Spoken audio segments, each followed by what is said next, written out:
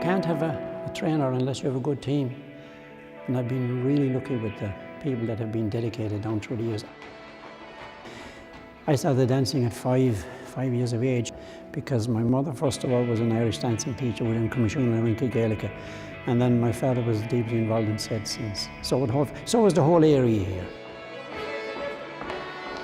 Sport has done an awful lot for everybody here. I remember well when the score started. I think it was a great movement to start in the very beginning. It started, as you know, by Derry Gowan in Cork with the help of some others in '69, and it was needed. There weren't any other organisations that were organising competitions as such. And as someone said to me one time, competition is a necessary evil. You don't take part unless you have to try to win.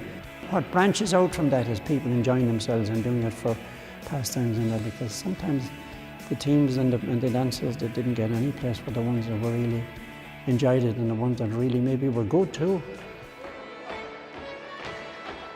We don't always be pleasant with one another. It isn't always plain sailing. Move out a little, you know what I mean? Maybe just a small bit too far.